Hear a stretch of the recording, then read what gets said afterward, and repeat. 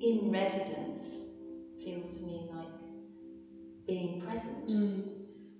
So you are available to people.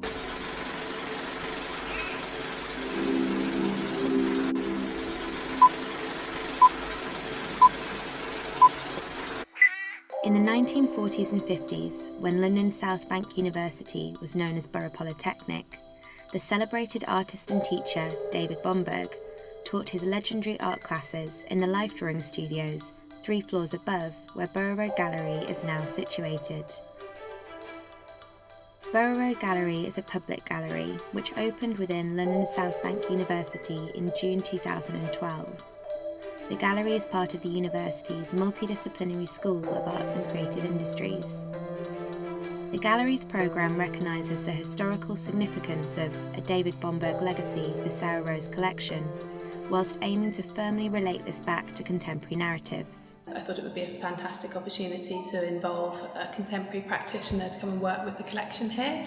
So my role was to develop the residency from its very early stages. That meant researching into other residencies that are out there, going and talking to other curators about how they've run residency programmes, also talking to artists about their experiences of being involved in residency programmes and what they got out of them, what it meant to them to be part of them. And then I was obviously heavily involved in the selection process. So first of all, the long listing, then taking the long list to the selection panel, working with the panel to finally pick the 5 shortlisted artists, and then working with Professor Andrew Dewdney to interview those shortlisted artists in person. The quality of application was fantastically high. So then it became very difficult when we had the shortlist of 5 artists to actually make a decision. Any one of them would have essentially done a really, really good job, I think, and had a highly relevant kind of proposal in relationship to both the university and the collection. So it was a tough call, but I think Susan was the right choice. I think she was absolutely perfect in helping us kind of understand the idea of the contemporary tradition of painting. In 2014, the gallery launched its first artist residency through a competitive process, inviting visual artists working in all mediums to apply. The gallery's winter programme announced its first artist in residence, Susan Sluglett. Sluglett is a contemporary painter whose work explores narratives and plays with traditions, touching upon human nature and histories. Sluglett was based in the gallery for 3 months, making new work inspired by the collection. So when I came for interview, Rachel asked me if I would be interested in making a selection from the permanent collection to show here while I was working. And of course I leapt at the idea and thought that was fantastic. And it has acted as a springboard for the work that I have made while I've been here. During the course of the artist residency, the gallery hosted a specially curated programme of free public talks and events. So because the hang was very different in this exhibition, because it was artist-led, it was a really visual hang, and there was a lot of narratives and conversations in the way the paintings spoke to each other, we decided to commission responses from art writers. Emily Beber and Daphne de Sonneville were invited to produce new writing in response to the selection which Sluglett had made from the collection at the start of her residency. The event saw the 2 writers narrate their work in the gallery space, evoking figures, gestures, and constructing rhythms through the way the works were hung. David Bomberg was passionate about the arts within society and about supporting artists in their careers, which he did very much so when he was a tutor here at London South Bank University in the 1940s and 50s. So the idea behind the residency was to think about how we might support a contemporary practitioner in their work, continuing that idea of how Bomberg would support other artists. The second sort of part of it for me was to do with, again, thinking about the artists in our collection and the sorts of opportunities that they maybe didn't have enough of during their lifetimes. I mean, obviously 2 of the artists are still with us, but Bomberg and Dorothy Mead and Edna Mann all had great difficulty in exhibiting during their lifetime. And so when I was researching into the sort of format that our residency might take, it seemed very important that we would offer an exhibition at the end of it. Because it is very difficult for artists to find opportunities to exhibit their work without having to fork out lots of their own money or exhibit in a space that isn't necessarily a professional gallery context. So I wanted to offer an opportunity that would partly be about having a studio space and working with the collection here, but also being able to show the results of that residency at the end of it in a public exhibition. And then thirdly, and really most importantly, the residency was a way of opening up the collection that we have here in new, unexpected and creative ways.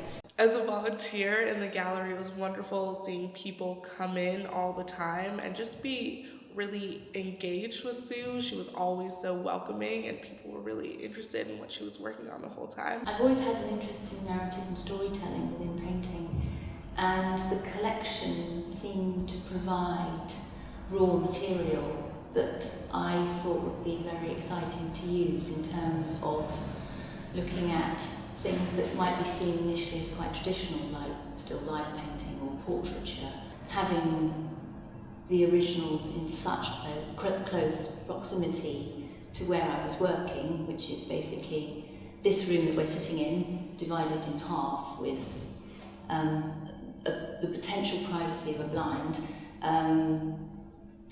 was a very unique position to be in, actually. So it's very difficult really to imagine, in a way, David Bomberg actually teaching here and teaching his students here. But one thing that is, there's really still a little trace of the fact that this used to be an art studio, and that's the skylights. And they're right above my desk, in fact. They've since been covered over by strip lighting, but you can still see the skylights there. What's really interesting about those skylights is that they attract crows. So I'd be sitting working at my desk and suddenly I hear this scrabbling and this squawking, above my head, and then these crows appear suddenly, these dark shapes. They make an awful noise, an awful racket, and usually what they have with them is sort of kebab wrappers from the Bridge Cafe. They like sitting there and eating that. And I wonder, that's probably also, I think those crows would have been there when David Bomberg was teaching her as well. So that's a kind of one link, I feel, a kind of very vital, kind of natural link, really, to the way that he used to teach his students here and to the way that we in this space now. And I was very aware of them outside here, nesting in the trees. Every time I got out at Elephant and Castle Tube, they are flying around and being very vocal. And they have characteristics. They look the same, but I think I enjoy the sort of anthropomorphic quality. So I couldn't help but give them characteristics, but then I wouldn't have known about that either if I hadn't, had that conversation with Carleen. And it just felt like she poetically described it as the crows are the living trace of the period when he would have been here, not the same crows, but generations of crows. So I liked that, and that's making history present. So I thought it was a very nice way to kind of tie them in somehow. We considered how poetry engaging with art shouldn't simply necessarily represent the image, but should bring in another dimension in order to become complementary expressions or new models of perception. The final month of the residency hosted an evening with artist and writer Fabian Peake, who read a collection of his poetry.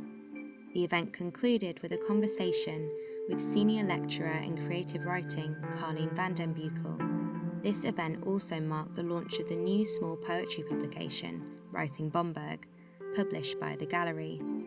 The work produced during Sluglett's stay at the Gallery culminates in the follow-up summer exhibition, Hans Rhythm, Susan Sluglett, A Conversation with the Borough Group.